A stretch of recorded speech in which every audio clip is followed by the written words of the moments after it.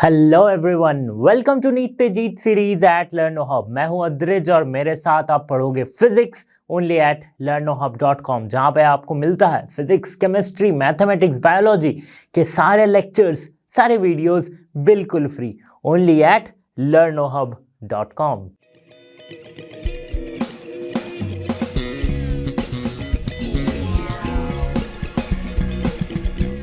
Students, laws of motion का दूसरे part का कंसेप्ट एड ऑन हम लेके आ गए हैं। इसमें क्या पढ़ेंगे हम? Friction and dynamics of circular motion के बारे में समझेंगे। Friction on inclined planes, dynamic of circular motion, centripetal force, centrifugal, सारे इसमें समझेंगे। तो हो जाइए तैयार and let's begin our chapter.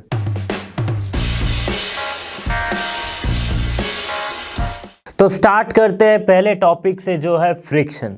तो ये तो आप बचपन से पढ़ते ही आ रहे हो कि फ्रिक्शन क्या होती है ना। तो व्हेनेवर अ बॉडी मूव्स और tends to move over the surface of another body, a force comes into play which acts as parallel to the surface of the contact and opposes the relative motion। तो वो force जो हर एक relative motion को oppose करती है, जो कि एक कांटेक्ट फोर्स है ना। वो सरफेस, जो भी सरफेस, सपोज एक साइकिल है तो उसके टायर और रोड के जो कांटेक्ट है, उस कांटेक्ट पॉइंट पे जो फोर्स काम कर रही है, जो उस मोशन को अपोज कर रही है, उसे कह रहे हैं हम क्या? Friction. Now friction depends on the roughness and hardness of the surface of the contact. It is not a fundamental force. हमें पता है कि जैसे gravitational force, electromagnetic force, weak nuclear, strong nuclear force, ये सारे फंडामेंटल फोर्सेस है। वैसे ही frictional force जो है वो फंडामेंटल फोर्स नहीं है। Okay, friction generally depends on the roughness and the smoothness of the surface. Okay, roughness and hardness of the surface.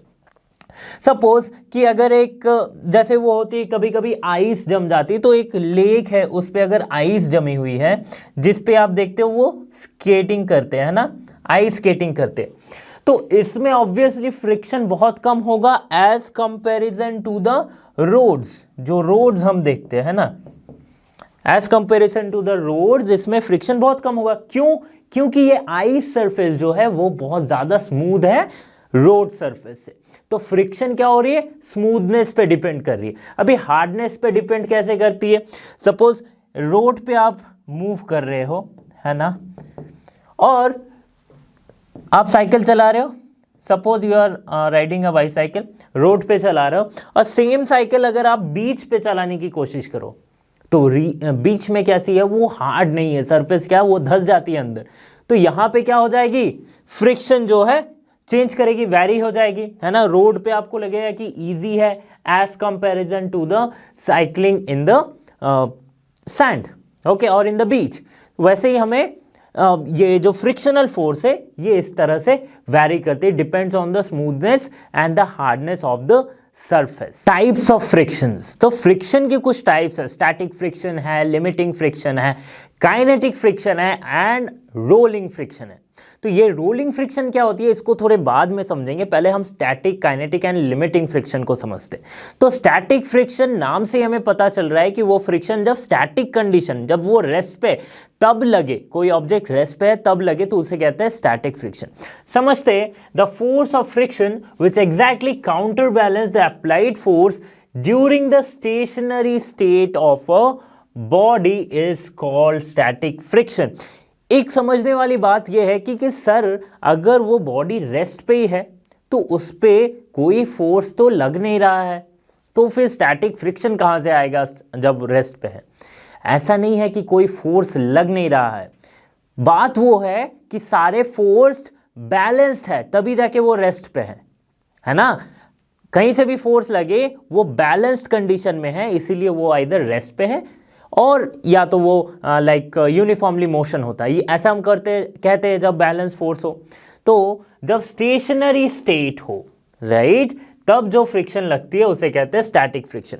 अच्छा, ये स्टैटिक फ्रिक्शन क्या है? It does not exist by itself, खुद ब खुद ये एग्जिस्ट नहीं हो सकती, बिना किसी एक्सटर्नल फोर्स के फ्रिक्शन एग्जिस्ट नहीं होगा, है ना। So when there is no applied force there is no static friction.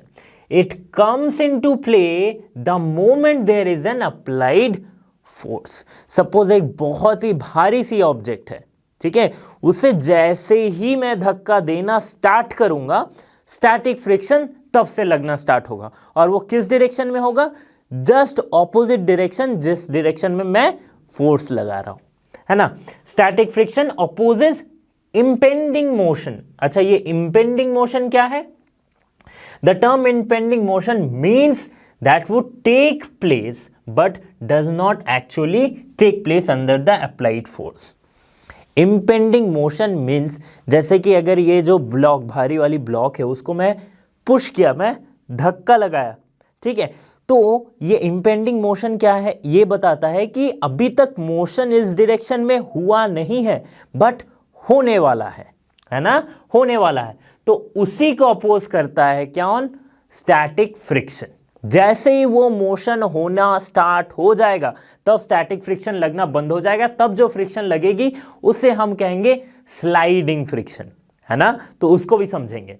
Another interesting type of friction is the limiting friction. ये क्या होती है? इट इज द, ये एक्चुअली अगर आप समझ लो तो ये स्टैटिक फ्रिक्शन और स्लाइडिंग फ्रिक्शन के जस्ट बीचों बीच है। कैसे?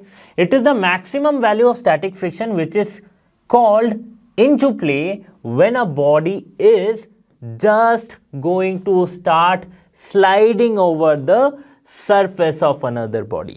जैसे ही स्लाइड होना जा रहा है, just going to start sliding, तब जो फ्रिक्शन लगती है उसे हम कहते हैं लिमिटिंग फ्रिक्शन। उसके बाद स्लाइडिंग फ्रिक्शन, उससे पहले स्टैटिक फ्रिक्शन। मैं आपको समझाता हूं। सपोज ये वो ब्लॉक है जिसे मैं कोशिश कर रहा हूं धक्का देने की, ओके ये क्या पड़ी है? ये पड़ी है फ्लोर पे, ठीक है। तो जैसे ही मैं इसे पुश करना चाहूंगा, तब अगर मैं कम फोर्स लगा रहा हूं, तो अगर ये बहुत भारी सा ऑब्जेक्ट है, अगर मैं कम फोर्स लगा रहा हूं तो ऑब्वियसली ये मूव नहीं करेगी, है ना। बट फोर्स चूंकि लगा रहा हूं, ये मूव नहीं कर रही है। इसका मतलब क्या है? यहां पे स्टैटिक फ्रिक्शन लग रहा है, ठीक है। अभी मैंने फोर्स बढ़ाया, फिर भी मूव नहीं किया, स्टैटिक फ्रिक्शन लग रहा है। जैसे ही ये थोड़ा सा मूव करना स्टार्ट करेगा, उस पॉइंट में लिमिटिंग फ्रिक्शन लगेगा, ठीक है। मूव करना स्टार्ट करेगा तब लिमिटिंग फ्रिक्शन लग रहा है, मूव करना स्टार्ट कर दिया तब जो लगेगी उसे हम बोलेंगे स्लाइडिंग फ्रिक्शन। अगर मैं एक डिस्टेंस टाइम ग्राफ से आपको समझाऊं, सपोज ये एक डिस्टेंस टाइम ग्राफ है, ठीक है।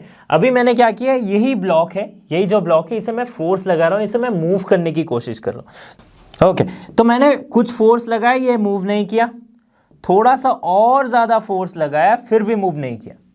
अभी मैंने फोर्स इंक्रीज किया, ठीक है, काफी देर से फोर्स लगाते लगाते मैंने इसे इंक्रीज किया, तब ये स्टार्ट हुआ मूव करना और ये मूव करने लगी। मैं जैसे फोर्स लगाते गया, ये मूव करने लगी।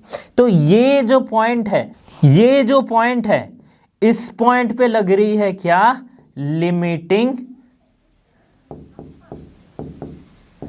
फ्रिक्शन, बस बहुत कम टाइम के लिए लिमिटिंग फ्रिक्शन। जैसे ही मूव करना स्टार्ट कर दी, इस पॉइंट पे जो फ्रिक्शन है, जो मोशन को अपोज कर रही है, वो क्या है? स्लाइडिंग फ्रिक्शन, है ना। और इतनी देर से जब वो मूव नहीं कर रही थी, तब जो फ्रिक्शन अपोज कर रही थी वो क्या थी? वो थी स्टैटिक फ्रिक्शन, जो कि चाह रही थी बॉडी को स्टेशनरी ही रखना। ओके, आई होप कि समझ में आ गया होगा कि तीन ये डिफरेंट टाइप्स ऑफ फ्रिक्शन होते क्या है। स्लाइडिंग फ्रिक्शन को भी समझेंगे अभी। Laws of limiting friction. Limiting friction के कुछ लॉज है जो लिमिटिंग फ्रिक्शन फॉलो करती है। The direction of the force of limiting friction is always opposite to that which the motion tends to take place. जिस तरफ में मोशन होने वाली है, जस्ट उसके ऑपोजिट डायरेक्शन में लिमिटिंग फ्रिक्शन जो है वो काम करेगी।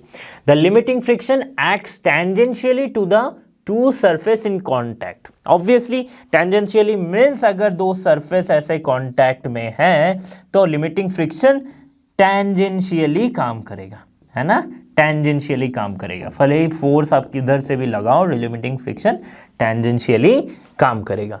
Okay, the magnitude of limiting friction is directly proportional to the normal reaction between the two surface. Normal reaction क्या है, इस डायरेक्शन में होता है। अगर ये एक प्लेन सरफेस है और उस पर एक ऑब्जेक्ट रखिए तो इसका नॉर्मल रिएक्शन इस डायरेक्शन में। Okay, and this limiting friction, ये जो लिमिटिंग फ्रिक्शन है FL इसे डिनोट करते हैं, लिमिटिंग फ्रिक्शन को FL, वो क्या होगी, प्रोपोर्शनल होगी to the normal reaction between the two surfaces. ये थे 3 लॉ। ओके, स्लाइडिंग फ्रिक्शन को काइनेटिक फ्रिक्शन भी कहा जाता है क्योंकि वो मोशन में। तो sliding friction, the frictional force that opposes the relative motion between two surfaces in contact is called kinetic और sliding friction and it is denoted by FK। अच्छा, स्टैटिक फ्रिक्शन को FS से हम डिनोट कर सकते हैं। ठीक है, यहां पे आप देख रहे हो, ये मैंने एक टॉम एंड जेरी का एक सीन लिया है, इसमें कैसे स्लाइड हो रही है ना। ये टॉम की बॉडी जो है वो इस सरफेस, जो कि एक लाइक पॉलिश सरफेस है, सपोज ये आइस है, उसके साथ कांटेक्ट में है, और अगर इसकी टॉम की मोशन किस तरफ है, इस तरफ है, तो स्लाइडिंग फ्रिक्शन किस तरफ लग रहा है, इस तरफ लग रहा है। चूंकि ये बहुत ज्यादा स्मूथ है इसलिए स्लाइडिंग फ्रिक्शन कम है। तो जैसे ही वो स्मूथ सरफेस को क्रॉस करता है, देखो ये जो स्मूथ सरफेस है इसे क्रॉस करती है, इसकी क्या होती है, मोशन क्या होती है, कम होते जाती है ना, वेलोसिटी क्या होती है, कम होते जाती है, because of the friction, like because of the smoothness of the surface. ठीक है, sliding friction is independent of area of contact between the two surface. ये इंडिपेंडेंट है, जैसे कि चाहे वो ऑब्जेक्ट छोटा हो या बहुत बड़ा हो, इसका जो कांटेक्ट है, सरफेस कांटेक्ट है, कितना सरफेस टच हो रहा है, इतना सा, इसमें इतना ही सा टच हो रहा था, है ना, सरफेस के साथ, इस पे वो डिपेंड नहीं करता between the two surface, so long as the normal reaction remains the same. Normal reaction क्या है, ये वाली नॉर्मल रिएक्शन, जब तक ये सेम है तब तक क्या होती है, ये जो काइनेटिक फ्रिक्शन और स्लाइडिंग फ्रिक्शन है वो इंडिपेंडेंट रहेगा सरफेस से, सरफेस इन कॉन्टैक्ट से। Coefficient of static friction. Okay, so coefficient of friction यहां पे समझेंगे। पहला है कोफिशिएंट ऑफ स्टैटिक फ्रिक्शन। ये क्या कहती है, for any two surfaces in contact it is the ratio of static friction and the normal reaction are between them, it is denoted by μs। तो उसे हम लिख सकते हैं μs equals to FS by R। Okay, now एक चीज आपके दिमाग में आना चाहिए कि ये जो स्टैटिक फ्रिक्शन है, अगर लिमिटिंग फ्रिक्शन होता तो क्या होगा।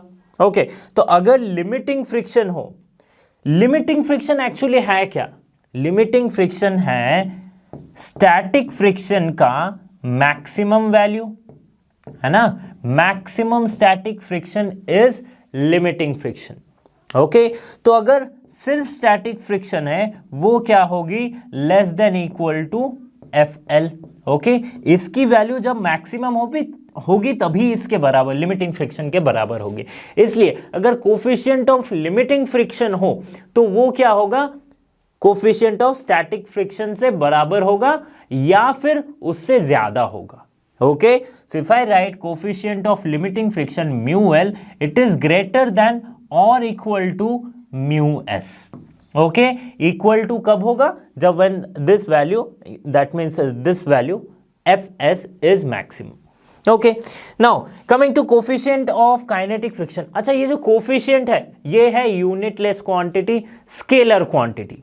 Okay, it is defined as the ratio of kinetic friction and the normal reaction, it is denoted bye μk। तो ये जो काइनेटिक फ्रिक्शन, जब बॉडी मूव होना स्टार्ट कर देती है तब जो फ्रिक्शन लग रही है उसे कहते हैं kinetic friction, and this is the coefficient of kinetic friction, जो कि रेशियो है किसका, जो kinetic friction and normal reaction का।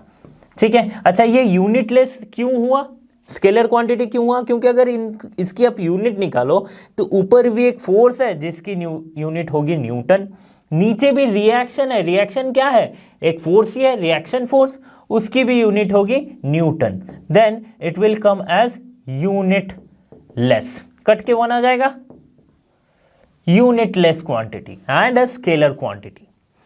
ओके, तो कोफिशिएंट ऑफ फ्रिक्शन हमें बताती है कि फ्रिक्शनल फोर्स उस सरफेस में ज्यादा लगने वाला है या कम लगने वाला है। एंगल ऑफ फ्रिक्शन ये क्या कहता है?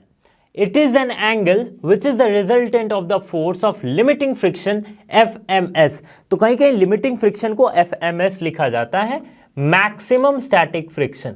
ओके, कंफ्यूज नहीं होना इसलिए। And the normal reaction R makes with the normal reaction R। थोड़ा सा कंफ्यूजिंग लग रहा है ना स्टेटमेंट, मैं बताता हूं आपको क्या कहना चाह रहा है।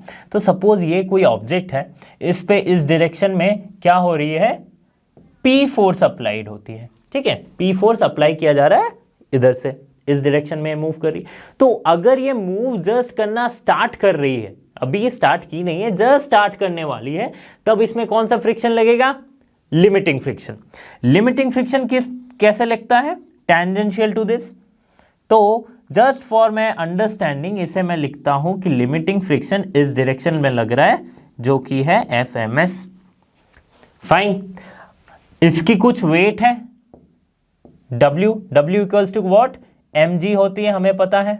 m क्या है? Mass of this object. Okay, और इससे कौन बैलेंस कर रहा है? इसे बैलेंस कर रहा है एक reaction force that is R। Fine, now अब ये एंगल ऑफ फ्रिक्शन क्या है कि ये जो फोर्स है, ये जो फ्रिक्शनल फोर्स है, इस फोर्स का और इस नेट रिएक्शन फोर्स का, सॉरी इस रिएक्शन फोर्स का जो रिजल्टेंट होगा वो कुछ इस तरह से होगा। ये रिजल्टेंट जो एंगल रिएक्शन फोर्स के साथ बना रही है उसे हम कहते हैं क्या? Angle of friction. ये निकालेंगे कैसे? तो एक ट्रायंगल बनाते हैं, ठीक है। इस ट्रायंगल को बनाने के बाद ये इससे हम निकाल सकते हैं ये एंगल tan थीटा। अच्छा, नेम कर देते हैं पहले O, A, B and C, ठीक है, ये मैंने नेम कर दिया। तो tan थीटा किसके बराबर होगा? AB बाय OB, ठीक है। AB क्या है? AB is equals to OC, है ना। AB और OC इक्वल है, तो OC बाई OB मैं लिख सकता हूं। अच्छा, ये OC क्या है? ये है FMS एंड OB क्या है? ये है रिएक्शन। तो ये किसके बराबर आ गए? FMS by R। कुछ देखा देखा सा लग रहा है ना। ये कोफिशिएंट ऑफ लिमिटिंग फ्रिक्शन है। So tan theta is equals to tangent of the angle of friction is equals to the coefficient of limiting friction, है ना। तो इजीली हम समझ सकते हैं। ओके, पता चल गया एंगल ऑफ फ्रिक्शन क्या होती है। एंगल ऑफ स्लाइडिंग और एंगल ऑफ रिपोज, ये क्या होती है? It is an angle that an inclined plane makes with the horizontal when the body placed on it just starts to sliding down। तो जैसे हमने पिछले वाला समझा था एंगल ऑफ फ्रिक्शन, मैं आपको अच्छे से समझाता हूं कि क्या होती है। एंगल ऑफ फ्रिक्शन हमने समझा था कि कोई फ्लैट सरफेस में क्या है, एक बॉडी रखी हुई है, ठीक है, कोई एक ऑब्जेक्ट एक फ्लैट सरफेस में रखी हुई है। अभी इस पे जब तक फोर्स नहीं लगाते तब तक ये मूव नहीं करेगी, है ना। बट अगर मैं इसको धीरे धीरे धीरे धीरे स्लांटिंग वे में लेते जाऊं, मींस धीरे धीरे ये प्लेन को क्या है, इंक्लाइन करते जा रहा हूं, ठीक है। तो थोड़ा सा इंक्लाइन किया, मूव नहीं की, फिर थोड़ा ज्यादा इंक्लाइन किया, फिर भी मूव नहीं की। अब जो मैं इंक्लिनेशन दे रहा हूं, अभी क्या हो रही है, इसकी मोशन स्टार्ट हो रही है। तो वो एंगल जिसमें ये बॉडी खुद ब खुद नीचे की ओर आने लगे, है ना, जस्ट आना स्टार्ट हो, उस एंगल को क्या कहते हैं हम, सपोज इसे मान लेते हैं हम फाई, उस एंगल को हम क्या कहते हैं, एंगल ऑफ स्लाइडिंग और एंगल ऑफ रिपोज। समझ में आया? फिर से एक बार बता देता हूं कि जो angle, the minimum angle, right, जिससे कि वो जो ब्लॉक है वो खुद ब खुद नीचे स्लाइड होना स्टार्ट हो जाए, उसे हम कहते हैं क्या, एंगल ऑफ स्लाइडिंग और एंगल ऑफ रिपो। अभी ये एंगल को हम पता कैसे करेंगे, बताता हूं। तो सपोज इसकी मास है m और ये लग रही कुछ नीचे mg, ओके। ये कंपोनेंट क्या है, this is mg cos theta, और इसके बराबर जो रिएक्शन लग रही है वो है are.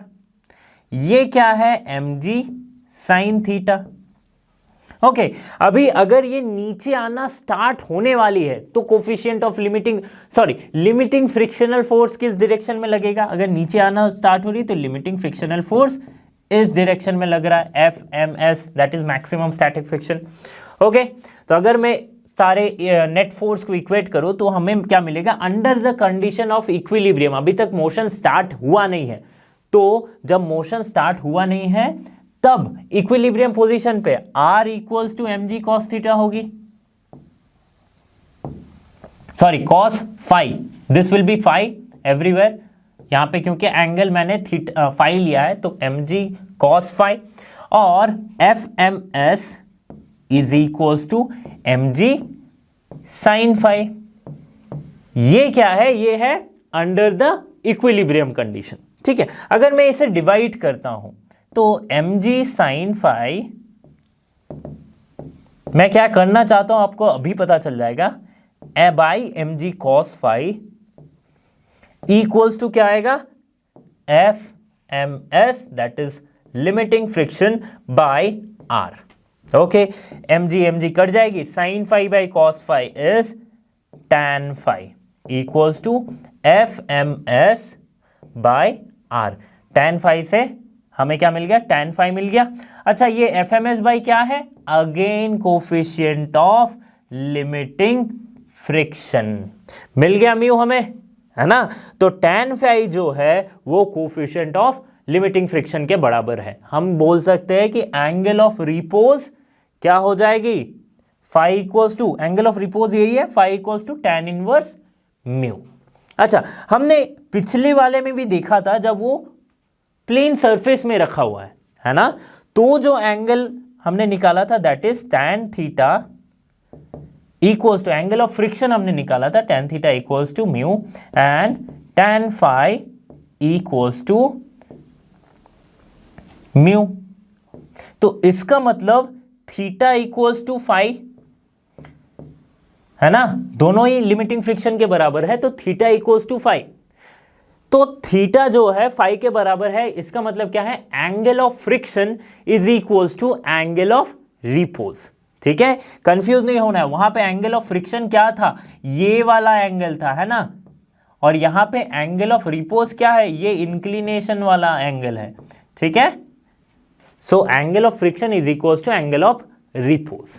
Rolling friction, a opposing force that comes into play when a body is actually rolling over the surface of the other। Okay तो ये क्या है, रोलिंग फ्रिक्शन। मैं आपको समझाता हूं, थोड़ा सा आपको कंफ्यूज करता हूं कि रोलिंग फ्रिक्शन आया कहां से। तो पहले बात तो अगर कोई एक सर्कल है, कोई एक स्फीयर है, कोई एक बॉल है, अगर वो परफेक्टली रोल कर रही हो, मीन्स बिना स्किड किए, बिना स्लाइड किए, अगर सिर्फ रोलिंग मोशन है, ठीक है, जैसे कि यहाँ पे मैंने एक एग्जांपल लिया है, ये जो एक व्हील जैसी है, ये क्या हो रही है, परफेक्ट रोलिंग हो रही है। ठीक है, तो जब ये रोल हो रही है तब आप देख सकते हो कि इसका हर एक पॉइंट सरफेस के साथ एक बार कांटेक्ट में आ रहा है एक मोशन में। ठीक है, तो जैसे ये रेड वाली एक बार आई, ऑरेंज वाली एक बार आई, येलो वाली, ग्रीन, ब्लू, पर्पल, ये सारे किसी एक टाइम पे ही कांटेक्ट में आ रही है सरफेस के साथ। तो अगर मैं इस पॉइंट का, सपोज इस रेड पॉइंट का रिलेटिव मोशन देखूं सरफेस के रेस्पेक्ट में, तो क्या कोई रिलेटिव मोशन है? सिर्फ एक टाइम पे वो कांटेक्ट में आ रही है, फिर एक टाइम पे आ रही है, एक रोल में वो एक ही बार कांटेक्ट में आई, है ना। तो हम कोई रिलेटिव मोशन इस पॉइंट का बता नहीं सकते। ठीक है, तो अगर कोई रिलेटिव मोशन नहीं है तो फ्रिक्शन तो नहीं होना चाहिए। फ्रिक्शन क्या कहता है कि it opposes the relative motion, and if there is no relative motion there should not be any friction. Okay, but अगर ऐसा होता, आइडियली ऐसा होना चाहिए, बट अगर ऐसा होता तो ये जो व्हील रोटेट कर रही है, ये हमेशा रोटेट करते हुए, रोल करते हुए आगे चलते जाती, बट ऐसा होता नहीं है। आप अगर कोई भी व्हील को अगर प्योर रोलिंग भी करवाओ विदाउट स्किडिंग, तो क्या आप देखोगे कि कुछ दूर जाके वो रुक जाती है, राइट। आइडियली क्या होना चाहिए था, स्टैटिक एंड काइनेटिक फ्रिक्शन ये दोनों होने चाहिए थे 0, बट ऐसा होता नहीं है। तो कुछ एक फोर्स है जो इस मोशन को, इस रोलिंग मोशन को अपोज कर रहा है, उसको हम कह रहे हैं, वो जो चीज है जो अपोज कर रहा है इस रोलिंग मोशन को, उसे हम कह रहे हैं रोलिंग फ्रिक्शन। ओके, अब रोलिंग फ्रिक्शन होती क्यों है, कॉजेज ऑफ रोलिंग फ्रिक्शन, इसे समझते हैं। कॉजेज ऑफ रोलिंग फ्रिक्शन, पहले तो समझो कि जब भी कोई बॉडी रोल हो रही है, तब सपोज ये एक व्हील है, तो अगर ये एक लेवल्ड सरफेस से रोल होके जा रही है, तो इसकी जो area of contact with the surface है वो क्या है, बहुत कम है। सपोज ये लेवल्ड रोड है, तो इसकी जो एरिया ऑफ कांटेक्ट है वो बस इतनी सी है ना, बहुत ही कम है, एक पॉइंट जैसे मैंने दिखाया था पिछले एग्जांपल में। तो जब एरिया बहुत कम है तो pressure exerted will be much higher, because pressure क्या है, फोर्स बाय एरिया, ठीक है। तो अगर एरिया कम है तो प्रेशर ज्यादा होगा, है ना। तो प्रेशर क्या होगा, nearly equal to the force, equal to the force, because अगर एरिया बहुत ज्यादा कम है then it is equal to the force. अच्छा, ये फोर्स क्या है जो नीचे की ओर आ रही है, नीचे की ओर कौन सी फोर्स लगती है, इसकी mg, दैट मीन्स इसकी जो वेट है, तो जो प्रेशर है वो इसके वेट के बराबर हो जाएगी, एरिया बहुत कम है तो। ओके, नाउ जब ऐसा प्रेशर बहुत ज्यादा होता है तब क्या होता है, ये एक डिप्रेशन क्रिएट करता है। सो when the surface of the rolling body in contact gets slightly compressed, जैसे ये डिप्रेशन क्रिएट करेगा, ठीक है, तो ये क्या होता है कि स्लाइटली, ये जो टायर आप देखोगे स्लाइटली कंप्रेस हो जाती है because of the pressure. Okay, तो जैसे ये कंप्रेस होती है, सपोज इसे मैं मान लेता हूं KLM। अब यहां पे दो चीजें हो रही है, क्या, constantly pulls out of the depression and goes uphill on the mount LM, ठीक है। कार तो मूव कर रही है, व्हील तो मूव कर रही है, तो ये जो डिप्रेशन क्रिएट हो रहा है, तो हर एक पॉइंट पे क्या हो रही है कि कोई भी पॉइंट ले लो वहां पे एक डिप्रेशन होगी, ठीक है, और फिर इस डिप्रेशन के लिए ये इस अप हिल मोशन करेगी, L से M तक जो है अप हिल मोशन, थोड़ा सा ये ऊपर की ओर जाएगी, ठीक है। तो इसके वजह से क्या होती है कि KL से इसका कांटेक्ट छूट रहा होता है ना। तो जब कांटेक्ट इसका छूट रहा होता है तो जो एडेशन फोर्स है बिटवीन दिस टू सरफेसेस वो उसको अपोज करता है ना। Simultaneously detaches itself from the KL which is opposed by the force of adhesion between the surface causing the rolling friction। तो ये जो अपोजिंग, जो इस एडहेशन की वजह से इसको अपोज कर रहा है, वही क्या कॉज क्रिएट करती है, रोलिंग फ्रिक्शन से। तो इसीलिए कभी भी जब आप अगर आप रोल कर रहे हो तो कुछ दूर जाके because of this up hill motion and the depression and this force of adhesion वो कुछ दूर जाके रुक जाती है।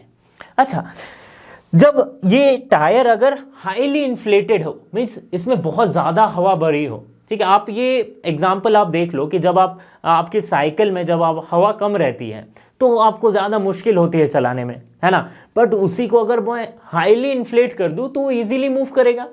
क्यों इजीली मूव करेगा, क्योंकि जब वो हाईली इन्फ्लेटेड होगा तब वो कंप्रेस्ड कम होगा, है ना, हवा से पूरा भरी होगी, तो ये जो डिप्रेशन है ये कम होगा। तो जितना डिप्रेशन कम होगा एडहेसिव फोर्स उतना कम होगा, इस वजह से रोलिंग फ्रिक्शन क्या हो जाएगी, कम हो जाएगी। इसीलिए जब भी हम कार या फिर बाइक्स या फिर साइकिल्स चलाते हैं तो उसमें जो एयर है वो उस हिसाब से भरते हैं कि फ्रिक्शन जितना हो सके, रोलिंग फ्रिक्शन को जितना हो सके कम कर सके और हम ज्यादा दूर तक ट्रैवल कर सके। Now coming two methods of reducing friction. Friction अगर है, friction is a necessity evil, है ना, कि फ्रिक्शन हमें जरूरी भी है, लेकिन फ्रिक्शन के कुछ हार्मफुल कॉजेज भी है। जैसे कि हमारे जूते के जो सोल्स है या फिर टायर्स वगैरह जो है वो क्या होती है, धीरे धीरे कुछ दिन चलने के बाद वो खत्म हो जाते हैं, है ना, सोल्स वगैरह घिस जाते हैं, टायर्स घिस जाते हैं, तो फिर हमें रिप्लेस करना पड़ता है ना। तो फ्रिक्शन हमारे लिए जरूरी भी है क्योंकि वो हमें चलने में हेल्प कर रही है, हाँ, और सिर्फ चलने में नहीं, बहुत सारे रीजंस में, बहुत सारे चीज़ों में हमें हेल्प करती है, लेकिन उसका हार्मफुल इफेक्ट भी है। तो कहीं कहीं पे जो फ्रिक्शन है उसे कम करने से कुछ चीज़ें आसानी होती हैं। तो there are some methods of reducing friction by polishing. अगर मैं फ्रिक्शन को रिड्यूस करना चाहूँ तो अगर मैं सरफेस को पॉलिश कर दूं देन वो स्मूथ हो जाएगी, कोफिशिएंट ऑफ फ्रिक्शन उसमें कम हो जाएगा और इस तरह से हम इजीली उस पे, जैसे कि आप देख सकते हो कि जो आइस हॉकी की गेम होती है ना, आइस हॉकी की गेम में वो आइस स्केट्स पहन के उस गेम को खेलते हैं। अगर वो सरफेस रफ होगा तो ऑब्वियसली वो गेम नहीं खेल पाओगे आप, है ना, वो गेम में आप गिर सकते हो। तो इसीलिए उसे जितना हो सके पॉलिश किया जाता है ताकि लाइक इजीली उस पर स्लाइड हो सके, इजीली उस पर स्किड हो सके। तो for this we can use polishing. Second method क्या है? Bye lubricating. इंजन ऑयल्स वगैरह डालते हैं मशीन में, है ना, बाइक्स में इंजन ऑयल डालते हैं, कार में इंजन ऑयल डालते हैं। फिर आप देखो ल्यूब्रिकेटिंग ग्रीस से, जो मशीन्स होते हैं जिसमें गियर्स होते हैं उसमें हम ग्रीस से लगाते हैं ताकि क्या होती है, it फिल्स up the irregularities of the surface making it smoother. Ultimately हमें फ्रिक्शन कम करने के लिए क्या करना पड़ेगा कि स्मूथ करना पड़ेगा। तो ये जो स्मूथ है हम बाय पॉलिशिंग कर सकते। अब जो मशीनरी के अंदर है उसको तो हम पॉलिश नहीं कर सकते, इसलिए उसमें हम ल्यूब्रिकेट करते हैं। फ्रिक्शन कॉज क्यों होती है? ये दो सरफेस है सपोज और ये एक सरफेस है। अगर मैं माइक्रोस्कोपिकली देखूं तो कोई भी दो सरफेस कुछ इस तरह से रफ दिखेंगे, है ना। तो इन दो सरफेस के जो रेगुलरिटीज है जब एक दूसरे के साथ ऐसे बंध जाते हैं तो एक एडहेशन फोर्स क्रिएट होता है ना, कि जो एक दूसरे को बांध के रखता है, यही फ्रिक्शन होती है। इसको अगर मुझे कम करना है तो मुझे एक सरफेस को स्मूथ करना पड़ेगा। तो जब मैं ग्रीस डाल देता हूं तो क्या होती है, ये जो सरफेस है इस पे मैंने ग्रीस डाल दिया तो ये surface almost like a plane हो गया। अब क्या होगी, ये स्मूथ हो गई। अब इस पे कुछ भी कोई भी सरफेस आए तो उसे फ्रिक्शन कम फील होगा, उसे एडिशन फोर्स जो है वो कम फील होगा। Okay, by streamlining. Now streamlining बहुत इंपॉर्टेंट है in case of super fast cars जो होती है, एरोप्लेन्स जो होती है ना। So friction due to air is considerably reduced by streamlining the body moving through air. अभी आपको समझ में आया कि ये स्ट्रीमलाइनिंग, जो भी मोटो जीपी के बाइक्स देख लो, है ना, जो भी मोटो जीपी उसकी बाइक्स कैसी होती, कुछ सामने से इस टाइप की दिखती है ना, स्ट्रीम्ड लाइन बॉडी होती है ना। Fast moving trains, bullet trains वगैरह की सबके बॉडीज कुछ इस तरह होती है। जैसे कि यहाँ पे एक एग्जांपल है कि ये स्पोर्ट्स कार की, तो ये बनी है sports car for fast moving. अगर इसमें एयर ड्रैग या फिर एयर फ्रिक्शन लगेगा या फिर ज़्यादा लगेगा तो ये उतनी फास्ट मूव नहीं कर पाएगी।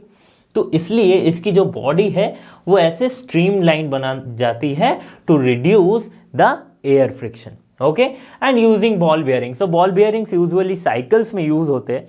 तो यहाँ पे क्या होती है बॉल बेयरिंग की, आप देखो कि कोई, अगर मैं ऐसे ही एक डिस्क रखूं और उसे किसी एक डिस्क के अंदर रोटेट करने दूं तो ऑब्वियसली बहुत सारा सरफेस कांटेक्ट में होगा, है ना। तो बहुत सारा सरफेस कांटेक्ट में होने की वजह से क्या हो जाएगा कि इसमें ज्यादा फ्रिक्शन होगी। बट अगर मैं छोटे छोटे बॉल्स लिया हूं तो हर एक बॉल का किसी एक point at a time contact पे आ रहा है। देखो ये वाले आप रेड डॉट को देखो, तो इसके वजह से क्या हुआ, ये जो एडहेशन फोर्स है इसके बीच में वो बहुत कम हो गया, है ना, और एक अच्छा सा हमें रोलिंग मोशन मिलेगा, है ना। तो इसलिए हम बॉल बेयरिंग्स यूज करते हैं to reduce the friction. Dynamics of circular motion, इसमें जो पहला टॉपिक हम पढ़ेंगे वो पढ़ेंगे सेंट्रीपिटल फोर्स के बारे में।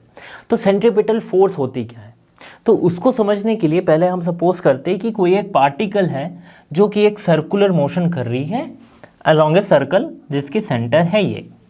ओके, तो हर एक पॉइंट पे देखो कि इसकी जो डायरेक्शन ऑफ मोशन है वो कैसे चेंज हो रही है ना। अगर मैं इसकी वेलोसिटी देखूं तो हर एक पॉइंट पे इसकी वेलोसिटी की जो डायरेक्शन है वो किसी और जस्ट इसके टेंजेंशियल है। बट ये सर्कुलर मोशन कैसे घूम रही है, अगर वेलोसिटी की डायरेक्शन ऐसी है तो सर्कुलर मोशन कैसे हो रही है। तो इसे इस सर्कुलर पाथ में रखने के लिए कोई एक फोर्स काम कर रहा है जो कि है सेंटर सीकिंग, मींस जो सेंटर के अलोंग एक्ट कर रहा है, जो इसे सेंटर की तरफ खींच रहा है हर एक पॉइंट पे ताकि ये सर्कुलर पाथ में मूव कर सके, है ना। This force is known as centripetal force. तो it is the force required to move a body uniformly in a circle is called centripetal force. This force acts along the radius and towards the center of the circle, towards the center and along the radius. ठीक है, तो ये हो गया centripetal force. Centripetal force है तो जरूर कोई एक्सेलरेशन है ना, क्योंकि वेलोसिटी हर बार चेंज हो रही है, डायरेक्शन वेलोसिटी की चेंज हो रही है। अगर वेलोसिटी चेंज हो रहा हो, चाहे वो मैग्नीट्यूड चेंज हो, चाहे वो डायरेक्शन चेंज हो, इसका मतलब क्या है, चेंज इन वेलोसिटी यानी एक्सेलरेशन। ओके, तो एक्सेलरेशन जो है उसे हम कहते हैं क्या, सेंट्रीपिटल एक्सेलरेशन। उसके एक्सप्रेशन हम कुछ इस तरह से लिखते हैं, A equals to v square by r, जहां पे v क्या है, velocity of the particle and r is the radius of the circle. Kinematics of circular motion में हमने पढ़ा था कि v equals to r omega होता है ना, जहां पे ओमेगा क्या है, angular velocity. Okay, omega is the angular velocity. तो अगर मैं ओमेगा के टर्म्स में लिखूं तो ये कुछ इस तरह से आएगा, v के जगह पे मैं आर ओमेगा पुट करूंगा तो आर स्क्वायर ओमेगा स्क्वायर, ऊपर नीचे आर अगर एक कैंसिल हो जाए तो आर ओमेगा स्क्वायर, ये हो जाएगा एक्सेलरेशन। तो फोर्स क्या हो जाएगा, mass into acceleration, that is M R omega square, और we can also write it as M V square by R. तो ये है centripetal force. Now coming to centrifugal force, ये क्या होती है। तो जैसे कि मैंने कहा था पिछले सेंट्रीपिटल फोर्स में कि कोई भी एक पार्टिकल को सर्कुलर मोशन में रखने के लिए एक जो सेंटर की तरफ खींचा हुआ फोर्स है उसे हम कहते हैं सेंट्रीपिटल फोर्स। लेकिन ये सेंट्रीफ्यूगल फोर्स क्या है, इसी का रिएक्शन फोर्स है। थर्ड लॉ क्या कहता है कि every action has an equal and opposite reaction, तो इसी का रिएक्शन फोर्स जो है उसे कहते हैं सेंट्रीफ्यूगल फोर्स। और अगर अच्छे से समझते हैं सेंट्रीफ्यूगल फोर्स को तो वो क्या कह रही है कि जैसे कि मैंने कहा था कि हर एक पॉइंट पे वेलोसिटी की जो डायरेक्शन है वो टेंजेंशियल है टू द सेंटर, मींस जो पार्टिकल की ओरिजिनल टेंडेंसी है वो क्या है, वो इस स्ट्रेट लाइन में मूव करने की। कोई भी एक पॉइंट पे इसकी टेंडेंसी क्या है, स्ट्रेट लाइन में मूव करने की। इसीलिए जब आप देखते हो कि आप एक स्टोन को अगर आप धागे में रख के ऐसे आप घुमाओ तो किसी पॉइंट पे अगर वो छूट जाए तो उस डायरेक्शन में वो सीधी जाएगी, है ना, वो ऐसे घूमते हुए नहीं जाएगी, वो सीधी जाएगी। क्यों जाती है सीधी, क्योंकि जिस पॉइंट पे आपने छोड़ा उस पॉइंट पे शायद उसकी वेलोसिटी की डायरेक्शन कुछ इस तरफ होगी, है ना, टेंजेंशियल। तो हमेशा जिस सर्कुलर पाथ में उसे घुमा रहे हो उसके सीधी वो जाती है ना। तो इसकी जो ओरिजिनल टेंडेंसी है वो क्या है, moving in a straight line, बस। बट इसे जबरदस्ती कोई सेंट्रीपिटल फोर्स के वजह से इसे गोल गोल घुमाया जा रहा है ना। तो ये जो ओरिजिनल टेंडेंसी है उसे कहते हैं सेंट्रीफ्यूगल फोर्स। ओके, और सेंट्रीफ्यूगल फोर्स क्या होती है, a reaction force of the centripetal force. इसका मतलब इक्वल एंड ऑपोजिट, मींस ये क्या होगी, along the radius but away from the centre. ठीक है, अवे फ्रॉम द सेंटर, ये होगी इसकी direction. So it is a force that arises when a body is moving actually along a circular path by virtue of tendency of the body to regain its natural line path. It can be regarded as the reaction of centripetal force, as the forces of action and reactions are always equal and opposite. So इसे भी हम mv square by r लिख सकते हैं। Okay, it acts along the radius away from the center of the circle. Application of centripetal and centrifugal forces. Rounding a level curved road. तो जब भी एक कार, कोई भी बॉडी एक लेवल कर्व्ड रोड में राउंड हो रही है तो उसे एक सेंट्रीपिटल फोर्स की जरूरत पड़ेगी to rotate along that circular path, right. But इसके व्हील्स और व्हील्स की जो टेंडेंसी है वो क्या है, original tendency of the wheels वो क्या है, वो सीधी है ना, वो अपने स्ट्रेट लाइन में मूव करना चाहेगी। जैसे कि मैंने पिछले वाले स्लाइड में दिखाया था कि कोई एक पार्टिकल है तो उसकी टेंडेंसी क्या है, हमेशा टेंजेंट। ओके, तो वैसे यहां पे वो कार है, इस टेंडेंसी को अपोज कौन कर रही है, frictional force between the wheel and the surface, between the wheel and the surface. ठीक है, और ये जो फ्रिक्शनल फोर्स है it is directed toward the center and this frictional force is giving the centripetal force, जिसके वजह से ये मूव कर पा रही है in the circular track, round कर पा रही है ना। तो ये जो फ्रिक्शनल फोर्स है यही सेंट्रीपिटल फोर्स हमें प्रोवाइड कर रही है। तो अगर मैं इसकी, ये एक mg होगा नीचे की तरफ बिकॉज ऑफ इट्स मास, और ये रिएक्शन, ये हो जाएगा वो फोर्स। कौन सा फोर्स? फ्रिक्शनल फोर्स जो सेंट्रीपिटल फोर्स प्रोवाइड कर दे रहा है। ठीक है, तो mv v square by R, यहां पे v क्या है? Velocity of the car, is less than और equal to the frictional force. ठीक है, लेस देन और equal to the frictional force होगी। ठीक है, फ्रिक्शनल फोर्स क्या होती है? Frictional force equals to mu S into R, है ना। म्यू एस इंटू आर होगी coefficient of static friction into r. Okay, r क्या है? रिएक्शन। तो यहां से अगर मैं वेलोसिटी निकालूं तो वो हमें कुछ इस तरह से मिलेगा, that is less than equals to root under mu S R g. ठीक है, ये जो वेलोसिटी होगी म्यू एस आर जी होगी। ओके, नाउ अगर मैं मैक्सिमम वेलोसिटी निकालूं, वो म्यू एस आर जी से कम होगी, तो मैक्सिमम वेलोसिटी क्या होगी? Root under mu S R g. ठीक है, ये जो वेलोसिटी है ये less than mu S R g, less than और इक्वल टू, तो जब इक्वल टू होगा तभी मैक्सिमम वेलोसिटी होगी। So maximum velocity of a car to rotate, to round a levelled path और लेवल्ड कर्व्ड रोड, वो कितनी होनी चाहिए? Mu S into r into g. Okay, ये आर क्या है? Radius of the circle, g is the acceleration due to gravity, mu s आपको पता है coefficient of static friction. Banking of road. So banking of road पहले तो होती क्या है? तो banking of road means the phenomena of raising outer edge of the curved road above the inner edge is called banking of the road.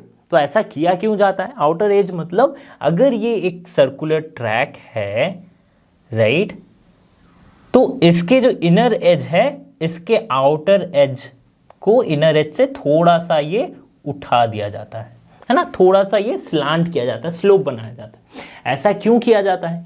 तो पहले तो अगर मैं नॉर्मल बात करूं कि जब हम circular track levelled curved road की बात कर रहे थे, तो जो उसकी maximum velocity of the car और maximum velocity of the object हमें मिल रही थी, वो क्या थी? Root under mu S R G, है ना।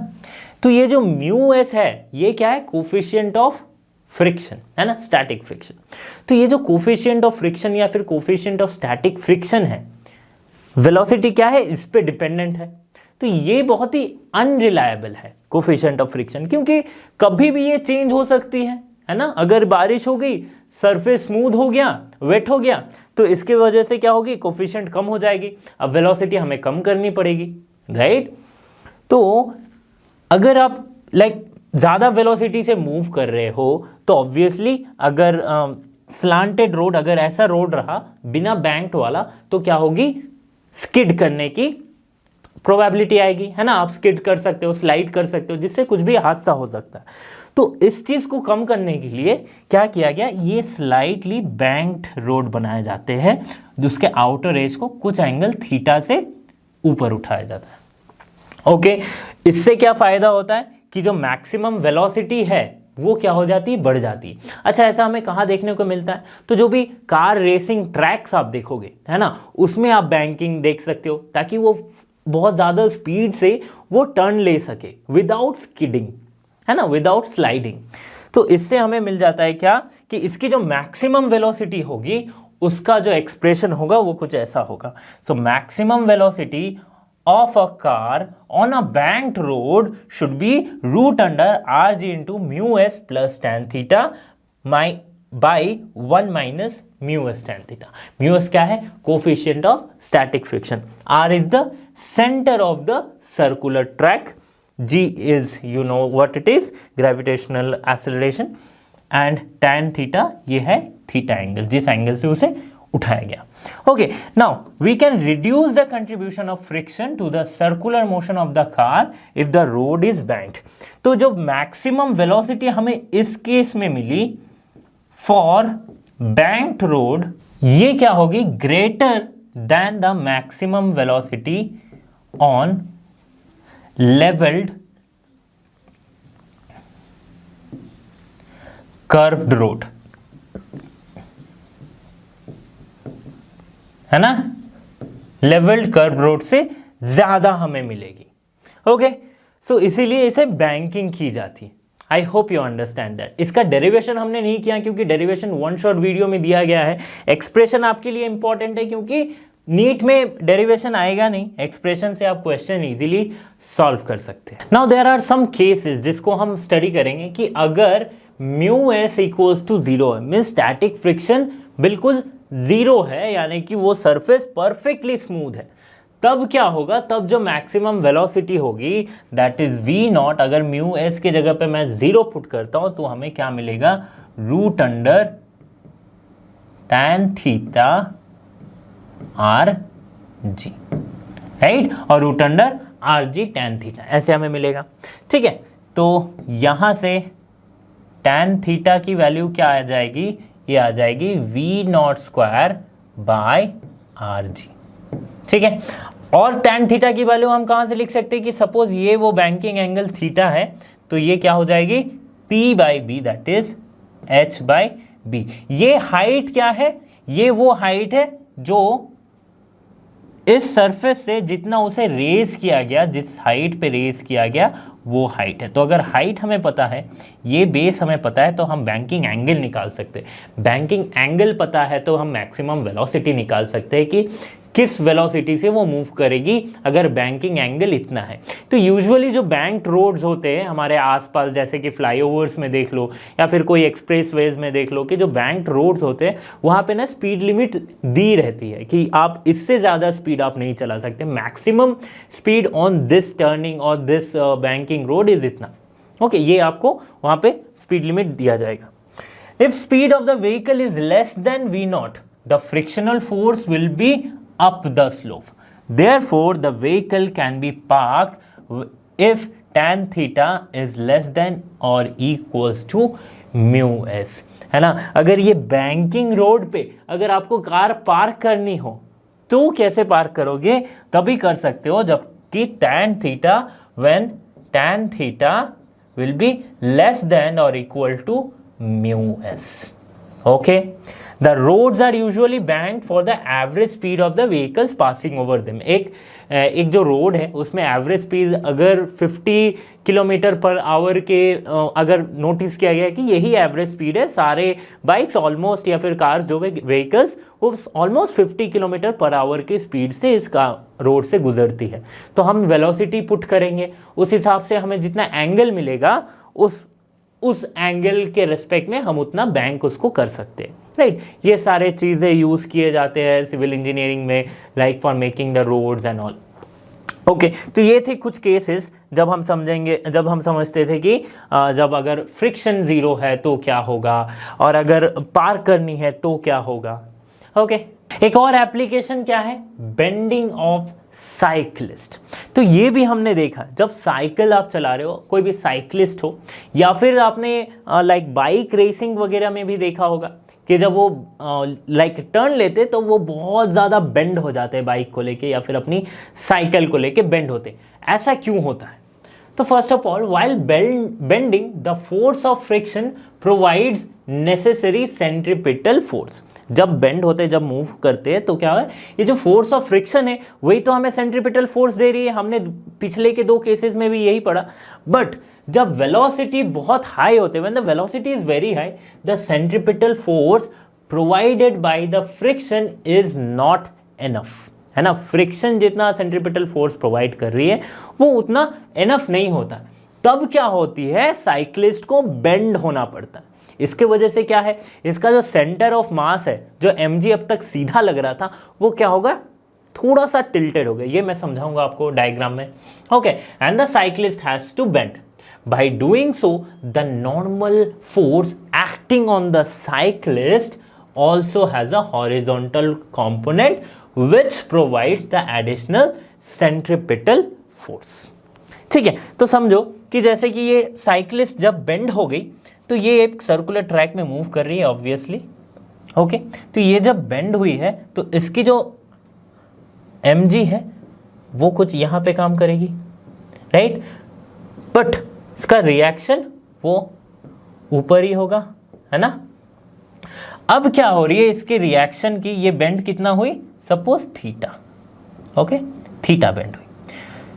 अब क्या हो रही है, इस डायरेक्शन में जो mg को बैलेंस कर रहा है वो अब क्या है, r cos थीटा है, okay, and this is the r sin theta, जो कि हमें नेसेसरी सेंट्रीपिटल फोर्स प्रोवाइड कर रहा है, that is mv square by r, where v is the velocity of the cyclist, m is the mass of the cyclist and r is the radius of the curved path, okay. Now r sin theta equals to mv square by r, but r cos theta किसके बराबर है,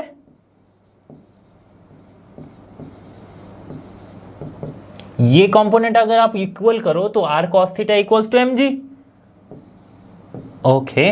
सो r sin theta by cos theta, that is tan theta is equals to mv square by r mg, okay, m will cancel out and we will get tan theta equals to v square by rg। so tan theta की जो value है वो है v square by rg। यहाँ पे theta क्या है, the angle eight which the cyclist has bend from its vertical position, है ना, ये वो एंगल है थीटा, ओके। तो आपको समझ में आया क्यों साइक्लिस्ट बेंड करते हैं और इससे उनको क्या फायदा मिलता है, ताकि वो स्पीड मेंटेन कर सके, है ना। तो ये सब आप अपने अगर साइकिलिंग की रेस देखी होगी तो आपको पता चल ही गया होगा। स्टूडेंट्स, हमने कंप्लीट कर लिया है इस चैप्टर के कॉन्सेप्ट एड ऑन्स। इस वीडियो में हमने friction and dynamics of circular motion को समझा। बने रहिए लर्नो हब के साथ, क्योंकि लर्नो हब फ्री है पर बेस्ट है। So thanks for being here, have a great day.